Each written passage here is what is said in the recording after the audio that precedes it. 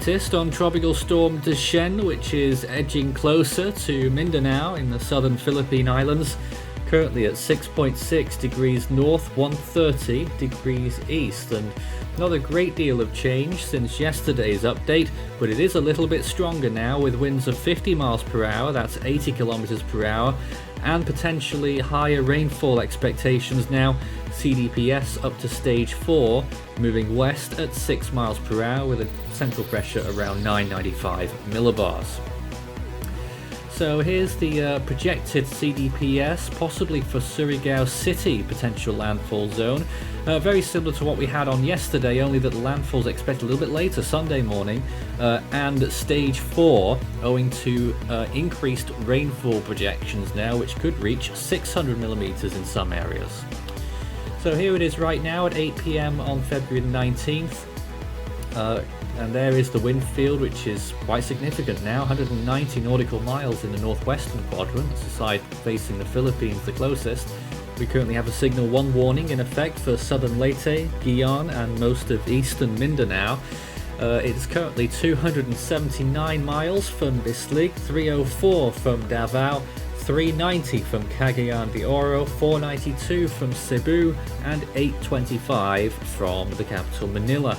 The storm is expected to draw closer in the next few hours, and again, but it's not going to be particularly quick. It's going to get there in about a couple of days, possibly still at this point, and it will move through the islands probably much quicker by the time it actually gets there.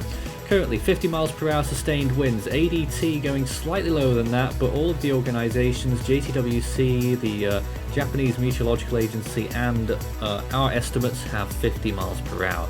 This is the JTWC forecast, and it's calling for a landfall there in northern Mindanao and then moving through the Visayas region as well, expecting a peak wind speed of 60 miles per hour according to their forecast cone, and then the storm weakens substantially as it passes through Cebu and then on towards the northern part of Palawan and then out over the South China Sea as a depression. Okay, so let's take a look at what the models are saying right now. This is the latest GFS run showing that the storm still has some power as it moves through and edges further north than what we were initially expecting. Actually, potentially there a landfall on the southern tip of Samar or on the island of Leyte before moving through, and then we're losing track of it later on because it dissipates. And this is the water vapor. You can see much more clearly there the influence the storm has, and more moisture coming in behind it too. So the leading edge of the storm will be what delivers most of the rainfall, but behind it will still be moist conditions as well, so there may be more to come behind that. Anyway, sea surface temperatures though are fairly warm, around 28 degrees Celsius where the storm is right now. We're just following the track of it there generally. Temperatures sticking around 25, 26 to 27 degrees Celsius there. That's the high 70s, lower 80s Fahrenheit.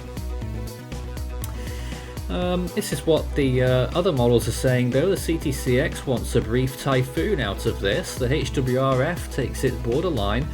In terms of wind shear though, it's going to reach its peak in the next 24 hours before dropping off quite a bit. Sea surface temperatures decent, relative humidity good, and still some discrepancy in the track forecast there. Not sure what the HWRF is doing, but taking it to northern Samar, I wouldn't put much faith in that. So we're stuck with yesterday's satellite imagery because the imagery provider isn't cooperating today, but I can assure you that not much has changed since these images. The storm's moved obviously closer.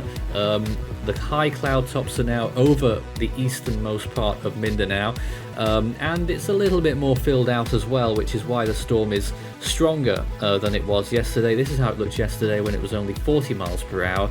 It's certainly got a lot more to it now, and the significant rainfall impacts are going to start to be felt here in the next 24 hours.